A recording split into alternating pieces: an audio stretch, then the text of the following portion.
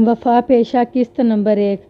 وہ موسم سرما کے ابتدائی دن تھے۔ 65 کی جنگ ختم ہوئے زیادہ نہیں ہوا تھا اور جنگ کے اثرات زندگی کے ہر شعبے میں بڑے واضح دکھائی دیتے تھے۔ میں موزہ رکھاں والی کے تھانے میں حال میں ہی تعینات ہوا تھا۔ ایک دن میں تیار ہو کر تھانے پہنچا تو مجھے بتایا گیا، ملک صاحب، بکریوں والی چاچی آپ سے ملنا چاہتی ہے۔ بکریوں والی چاچی؟ میں نے سوالیہ نظروں سے اطلاع فراہم کرنے والے کانسٹیبل کی طرف دیکھا۔ جی ملک صاحب، کانسٹیبل منظور نے اس بات میں گردن ہلائی۔ بکریوں والی چاچی ادھر رکھاں والی ہی میں رہتی ہے جناب۔ چاچی کا اصل نام تو مریم ہے، کانسٹیبل نے وضاحت کرتے ہوئے کہا۔ پہلے وہ مریاں کے نام سے مشہور تھی، پھر اس نے بکریاں پال لیں۔ وہ اپنی بکریوں سے اتنی محبت کرتی ہے کہ اس لگاؤ کو دیکھتے ہوئے لوگوں نے اسے بکریوں والی چاچی کہنا شروع کر دیا ہے۔ اوہ تو یہ بات ہے۔ میں نے ایک گہری سانس خارج کی، پھر کانسٹیبل سے پوچھا، یہ بکریوں والی چاچی مجھ سے کیوں ملنا چاہتی ہے؟ ہم نے اس سے بہت پوچھا ہے کہ تھانے دار سے تمہیں کیا کام ہے، لیکن وہ کچھ بھی بتانے کو تیار نہیں ہے، کانسٹیبل نے جھنجھلاہٹ امیز انداز میں بتایا۔ اس کی زبان پر بس ایک ہی بات ہے کہ وہ آپ سے ملنا چاہتی ہے اور کام بھی صرف آپ کو ہی بتائے گی۔ ٹھیک ہے، تم اس بکریوں والی چاچی کو میرے پاس بھیج دو۔ کانسٹیبل منظور، جناب ابھی بھیجتا ہوں کہہ کر میرے کمرے سے نکل گیا۔ تھوڑی دیر کے بعد مریم عرف بکریوں والی چاچی میرے سامنے کھڑی تھی۔ میں نے سر تا پا بغور اس کا جائزہ لیا اور معتدل لہجے میں کہا، بیٹھ جاؤ۔ وہ خاموشی سے بیٹھ گئی، پھر پر امید نظروں سے مجھے دیکھنے لگی۔ مریم کی عمر لگ بھگ 45 سال ہوگی، قد چھوٹا، جسم مائل، بفربی رنگ، گورا چہرہ، گول اور ہاتھ پاؤں قدرے چھوٹے۔ اس وقت مریم کے چہرے پر ایک خاص قسم کی سنجیدگی تھی۔ اس سنجیدگی میں حزن و ملال بھی شامل تھا۔ کانسٹیبل نے مجھے اس کے بارے میں چند ایک باتیں بتا دی تھیں، لہذا انہی معلومات کی روشنی میں میں نے گفتگو کا آغاز کیا۔ بی بی، کیا اس گاؤں کے لوگ تمہیں بکریوں والی چاچی کہتے ہیں؟ جی تھانے دار صاحب، اس نے مختصر جواب دیا۔ مجھے بتایا گیا ہے کہ تم کسی خاص سلسلے میں مجھ سے ملنے آئی ہو۔ میں نے اس کی ویران آنکھوں میں دیکھتے ہوئے سوال کیا، اور تھانے کے عملے میں سے کسی کو کچھ بتانے کی روادار نہیں ہو؟ آپ نے بالکل ٹھیک سنا ہے جناب، وہ دکھی لہجے میں بولی۔ بات ہی ایسی ہے کہ میں آپ کے سوا کسی اور کے سامنے زبان نہیں کھول سکتی۔ ایسی کیا بات ہے مریم؟ میں نے گھمبیر لہجے میں دریافت کیا۔ بات میں بعد میں بتاؤں گی، اور وہ کسی معصوم بچے کی مانند مچل کر بولی۔ پہلے میں اپنی تسلی کرنا چاہتی ہوں۔ اس کے انداز نے مجھے تذبذب میں ڈال دیا۔ میں نے تیز آواز میں پوچھا، کیسی تسلی؟ اس بات کی تسلی کہ آپ ایک فرض شناس اور ایماندار تھانے دار ہیں، وہ عجیب سے لہجے میں بولی۔ مریم کے سنجیدہ اور انوکھے انداز نے مجھے چونکنے پر مجبور کر دیا۔ میں نے آنکھیں سکیڑ کر اسے دیکھا اور پوچھا، اور تمہاری یہ تسلی کس طرح ہوگی؟ آپ میرے چند سوالات کے ٹھیک ٹھیک جوابات دیں۔ وہ بدستور گہری سنجیدگی سے بولی۔ میں خود ہی اندازہ قائم کر لوں گی کہ آپ پر بھروسہ کیا جا سکتا ہے یا نہیں۔ یوں محسوس ہو رہا تھا کہ مریم اس تھانے کی انچارج ہے اور میں کسی سائل کی حیثیت سے اس کے سامنے بیٹھا ہوں۔ میں اتنا تو سمجھ گیا کہ وہ کسی نہایت ہی اہم راز سے پردہ اٹھانے میرے پاس آئی ہے، لیکن وہ راز کیا تھا اس کا ابھی تک مجھے کچھ اندازہ نہیں ہو سکا تھا، لہذا میں نے پوری توجہ سے مریم کو سننے کا فیصلہ کیا۔ وہ ٹھہرے ہوئے لہجے میں کہا، ٹھیک ہے مریم، تم کرو سوال۔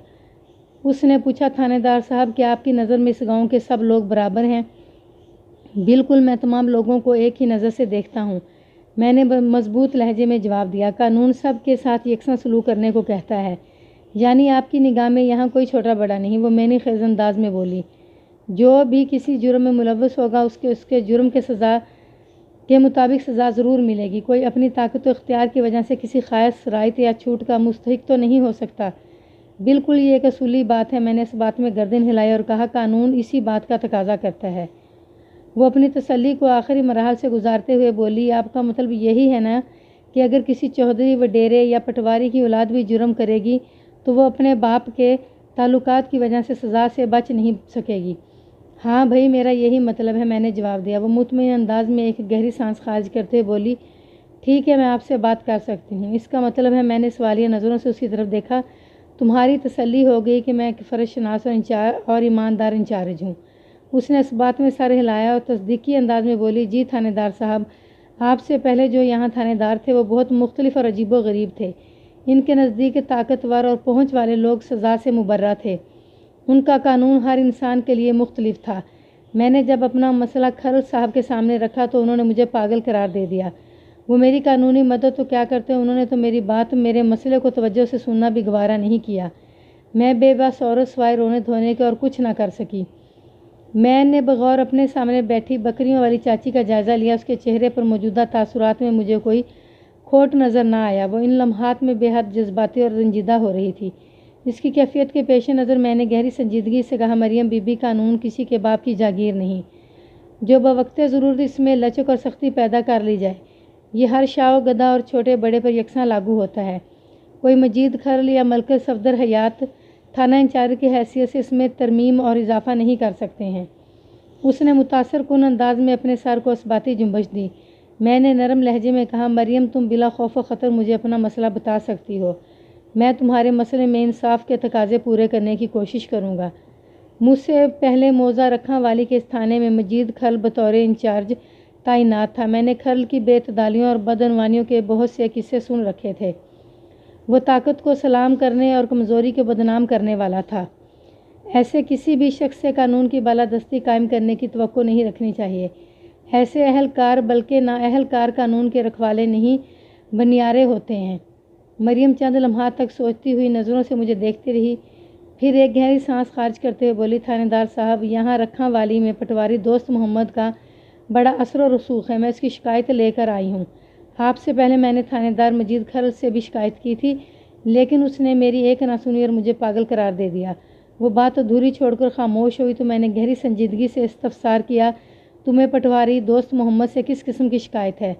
جناب، جب میرا گھر والا زندہ تھا تو اس پٹواری کا اس سے بڑا یارانہ تھا، اس نے بتایا۔ لیکن شوکت علی کی آنکھ بند کرتے ہی سب کچھ بدل گیا۔ پٹواری کے رویے سے ایسے لگتا ہے کہ جیسے یہ ہمیں جانتا ہی نہیں ہو۔ میں اور میرا گھر اس کے لیے اجنبی ہیں۔ اس کے لیے زیادہ غمزدہ افسردہ ہونے کی ضرورت نہیں مریم، میں نے ہمدردانہ انداز میں کہا، دنیا کا چلن اور زمانے کا دستور یہی ہے۔ وہ عجیب سی نظروں سے مجھے دیکھنے لگی۔ میں نے پوچھا، کیا تم صرف پٹواری دوست محمد کی بے اعتنائی کا شکوہ کرنے آئی ہو؟ بے اعتنائی نہیں جناب، وہ تلخی سے بولی، بے رحمی اور سفاکی کہیں۔ اس ظالم انسان نے میرے ساتھ بڑی ناانصافی کی ہے۔ کیسی ناانصافی؟ میں نے چونک کر اس کی طرف دیکھا۔ وہ زہریلے لہجے میں بولی، پٹواری کے بیٹے ظفر نے نرگس کو قتل کر دیا۔ میں دہائی دیتی رہ گئی، کسی نے میری فریاد پر کان نہیں دھرے، نہ پٹواری دوست محمد نے اور نہ ہی تھانے دار مجید کھرل نے۔ مجھے پاگل بڑھیا قرار دے کر معاملہ دبا دیا گیا۔ پٹواری نے اپنی طاقت اور اثر و رسوخ استعمال کر کے اپنے بیٹے کو صاف بچا لیا اور میں بے بس روتی کرلاتی رہ گئی۔ وہ بات مکمل کر کے خاموش ہوئی تو میں سیدھا ہو کر بیٹھ گیا۔ اس کی بیان کردہ کہانی میں اچانک ایک نیا موڑ آ گیا تھا۔ میں نے اضطراری لہجے میں پوچھا، یہ نرگس کون ہے؟ نرگس ہے نہیں بلکہ تھی۔ وہ ایک ایک لفظ پر زور دیتے ہوئے بولی، میں اپنی جوان جہان بیٹی کی بات کر رہی ہوں تھانے دار صاحب، جسے پٹواری کے بیٹے ظفر نے قتل کر کے کھیتوں میں پھینک دیا تھا۔ اوہ، میں نے ایک گہری سانس خارج کی اور کہا، اس چھوٹے سے گاؤں میں اتنا بڑا واقعہ ہو گیا اور پولیس نے اس کا کوئی نوٹس ہی نہیں لیا۔ آپ کے آنے سے پہلے تو یہاں اندھیر مچی ہوئی تھی تھانے دار صاحب۔ وہ امید بھری نظروں سے میری جانب دیکھتے ہوئے بولی، قانون کو طاقتور لوگوں نے کھلونا بنا رکھا تھا، میں آپ کو بتا نہیں سکتی کہ… اس نے ایک بار پھر جملہ ادھورا چھوڑا تو میں نے سوال کیا، نرگس کے قتل کا واقعہ کتنا عرصہ پہلے پیش آیا تھا؟ یہی کوئی 4 ماہ پہلے جناب، مریم نے جواب دیا۔ اور تمہیں یقین ہے کہ تمہاری بیٹی کے قتل میں پٹواری کے بیٹے ظفر ہی کا ہاتھ ہے؟ پکا یقین ہے تھانے دار صاحب، وہ وثوق انداز میں بولی۔ میں نے پوچھا، کوئی ثبوت بھی ہے تمہارے پاس؟ میرے ہاتھ میں تو کوئی ثبوت نہیں، لیکن میرا دل اور دماغ اس بات کی گواہی دیتے ہیں کہ ظفر کے سوا میری نرگس کا قاتل اور کوئی ہو ہی نہیں سکتا۔ میں نے سمجھانے والے انداز میں کہا، دیکھو مریم، عدالت اور قانون دل یا دماغ کی گواہی نہیں مانتے، وہ ٹھوس ثبوت مانگتے ہیں جو واقعاتی شواہد کا تقاضا کرتے ہیں۔ وہ مایوس ہو گئی اور مدد طلب نظروں سے مجھے دیکھنے لگی۔ میں نے پوچھا، اگر تمہیں پکا یقین ہے کہ پٹواری کے بیٹے ظفر نے تمہاری بیٹی نرگس کو موت کے گھاٹ اتارا ہے تو اس یقین کا کوئی نہ کوئی سبب بھی ہوگا۔ میں کوئی عملی قدم اٹھانے سے پہلے وہ سبب جاننا چاہتا ہوں۔ آپ نرگس کے قتل کی تفتیش شروع کریں تو ثبوت خود بخود آپ کے سامنے آتے جائیں گے، وہ مستحکم لہجے میں بولی، پھر آپ بھی میری تائید کریں گے۔ میں اس کی سادگی پر دل ہی دل میں مسکرا کر رہ گیا۔ تاہم اتنا ضرور کہا، مریم تمہارا یقین اپنی جگہ، لیکن پولیس کو تفتیش کا آغاز کرنے کے لیے کسی بنیادی نقطے کی ضرورت ہوتی ہے اور تمہارے پاس خیر تھانے دار صاحب، کیا کسی شے کی موجودگی کے لیے یقین کافی نہیں ہوتا؟ ہم اس کائنات کی سب سے بڑی سچائی اور حقیقت کو بھی تو صرف یقین کی قوت ہی سے مانتے ہیں، ورنہ کیا کسی نے کبھی اسے دیکھا ہے؟ میں وقتی طور پر مریم کے سامنے لاجواب سا ہو گیا۔ اس نے ایسی ہستی کی مثال دی تھی کہ جرا اور بحث کی گنجائش نہیں نکالی جا سکتی تھی۔ مریم کوئی عالم فاضل یا فلسفی قسم کی عورت نہیں تھی کہ میں دلائل اور عقلی مثالوں سے اسے قائل کرنے کی کوشش کرتا کہ اسے اس معاملے میں بزرگوں برتر کو مثال بنا کر پیش کرنا مناسب نہیں، وہ تو بے نیاز ہے اور اس کے جیسا کوئی بھی نہیں۔ میں نے مریم کی ذہنی سطح کے پیش نظر تسلی آمیز لہجے میں کہا، ٹھیک ہے چاچی، تم مطمئن ہو کر جاؤ، میں آج ہی تمہاری بیٹی کے قتل کے سلسلے میں تفتیش کرنا شروع کرتا ہوں۔ اس حوالے سے اگر تمہاری مدد کی ضرورت پیش آئی تو میں تمہارے گھر پر بھی آؤں گا۔ بہت بہت شکریہ جناب۔ اٹھ کر کھڑی ہوگی۔ مجھے امید ہے آپ نرگس کے قاتل کو جیل کی سلاخوں کے پیچھے ضرور پہنچائیں گے۔ میں نے اس بات میں گردن ہلانے پر اکتفا کیا اور خاموش رہا۔ وہ مجھے دعائیں دیتے ہوئے رخصت ہو گئی۔ مریم کے جانے کے بعد میں کافی دیر تک اس کے بارے میں غور کرتا رہا۔ وہ مجھے معصوم اور سادہ تو لگی تھی، لیکن اس میں پاگلوں والی کوئی بات نظر نہیں آتی تھی۔ یہ بات میری سمجھ میں نہیں آ رہی تھی کہ سابق تھانہ انچارج مجید کھرل نے اسے پاگل کیوں قرار دے دیا تھا۔ پٹواری کے بیٹے ظفر نے نرگس کا قتل کیا تھا یا نہیں، یہ ایک الگ معاملہ تھا، لیکن کسی حتمی نتیجے تک پہنچنے کے لیے تفتیش کا عمل ضروری تھا، جو کہ نہیں کیا گیا، اور یہ بات میرے ذہن میں کھٹک رہی تھی۔ پٹواری دوست محمد کا اثر و رسوخ اپنی جگہ، لیکن کسی فریادی کی رپورٹ پر قانونی کارروائی ہونا چاہیے تھی۔ مجھے یوں محسوس ہوا کہ نرگس والے معاملے میں کوئی گڑبڑ ہے۔ میں اس تھانے میں نیا تھا، لہذا رکھا والی کے ماضی سے زیادہ واقف نہیں تھا۔ اس واقفیت کے حصول کے لیے میں نے ASI اجاز سے بات کرنے کا فیصلہ کیا۔ اجاز کا تعلق اسی علاقے سے تھا اور وہ اس تھانے کا ایک مستعد اور فعال اہلکار تھا۔ مجھے یقین تھا وہ اس سلسلے میں میری بھرپور مدد کرے گا۔ میں نے کانسٹیبل منظور کو اپنے پاس بلا کر اجاز کو بھیجنے کا حکم دیا۔ تھوڑی ہی دیر کے بعد مجھے پتہ چلا کہ اجاز ابھی تک تھانے نہیں پہنچا۔ وہ مقامی ہونے کا بھرپور فائدہ اٹھاتا تھا اور رات کو آرام کے لیے اپنے گھر چلا جاتا تھا۔ ٹھیک ہے، میں نے کانسٹیبل سے کہا، اجاز جیسے ہی تھانے پہنچے تم اسے میرے پاس بھیج دو۔ اوکے ملک صاحب۔ کانسٹیبل نے مجھے سلوٹ کیا اور واپس چلا گیا۔ میں ایک مرتبہ پھر مریم کے معاملے پر غور کرنے لگا۔ لگ بھگ 11 بجے دوپہر اجاز کی آمد ہوئی اور وہ سیدھا ہو کر میرے کمرے میں ہی چلا آیا۔ میں نے سلام دعا کے بعد اسے بیٹھنے کے لیے کہا۔ وہ ایک کرسی کھینچ کر بیٹھ گیا اور سوالیہ نظروں سے مجھے دیکھتے بولا، خیریت تو ہے ملک صاحب؟ پتہ چلا ہے آپ مجھے کافی دیر سے ڈھونڈ رہے تھے۔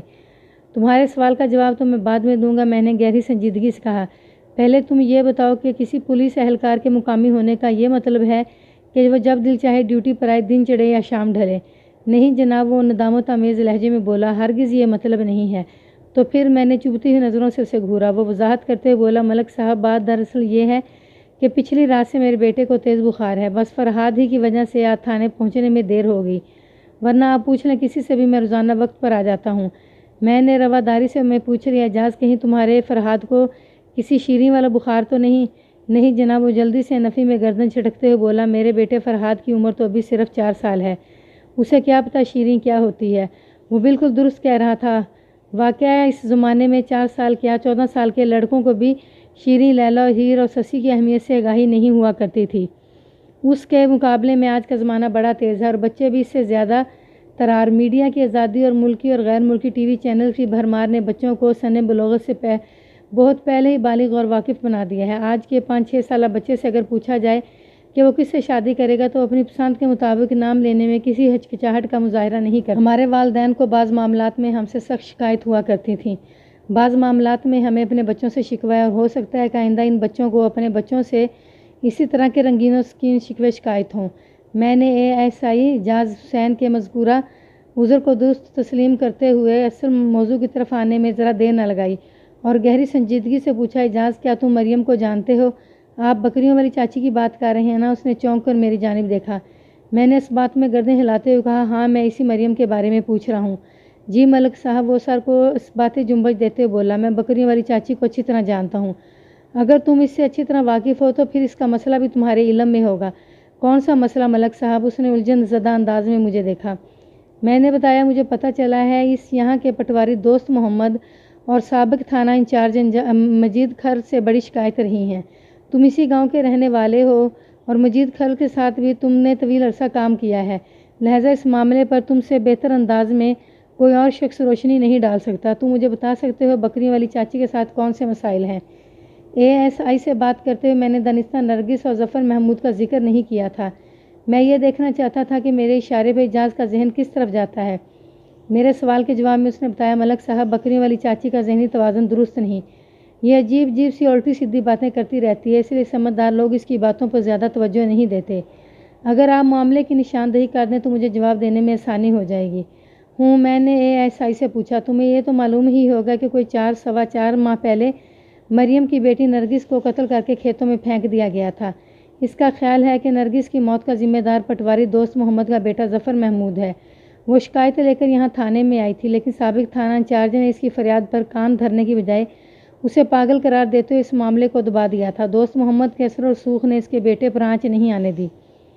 اچھا تو یہ بات ہے۔ میں خاموش ہوا تو اعجاز حسین نے ایک اطمینان بھری سانس خارج کرتے ہوئے کہا، میں آپ کے تمام سوالات کے جواب دیتا ہوں۔ بس آپ مجھے اتنا بتا دیں کہ یہ کیا ساری معلومات آپ کو بکریوں والی چاچی نے فراہم کی ہیں؟ ہاں، میں نے اس بات میں گردن ہلائی۔ وہ صبح میرے پاس آئی تھی۔ میں نے آپ کو بتایا ہے نا، چاچی کی ذہنی کیفیت قابل بھروسہ نہیں۔ ASI نے گہری سنجیدگی سے کہا، ٹھہریں، میں آپ کو حقائق سے آگاہ کرتا ہوں۔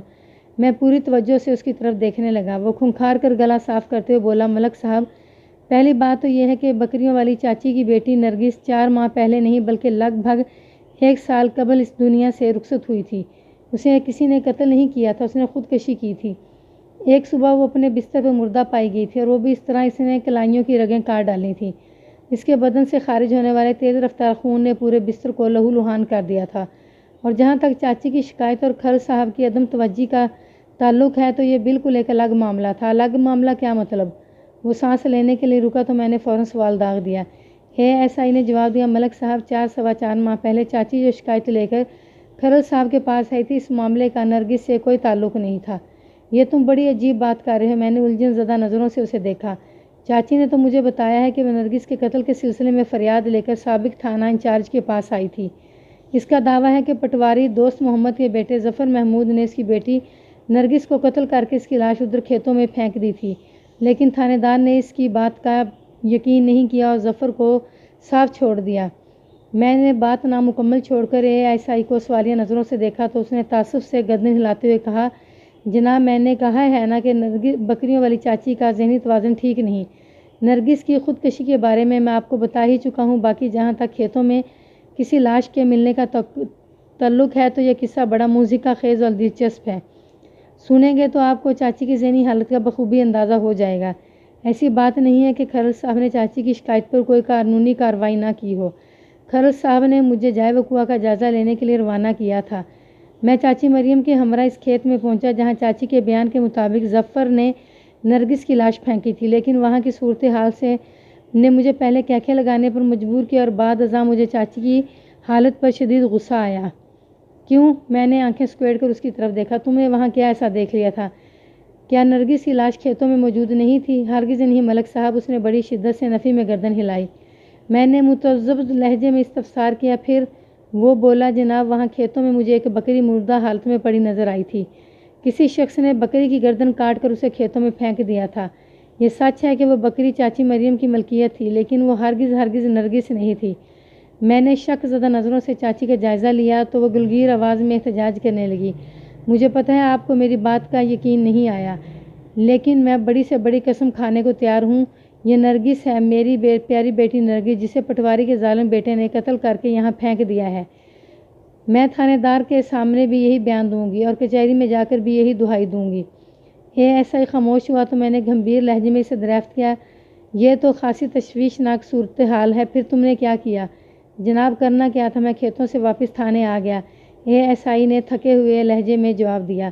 میں نے کھرل صاحب کو صورتحال سے آگاہ کیا، میرے ساتھ ہی چاچی مریم بھی تھانے پہنچ گئی تھی۔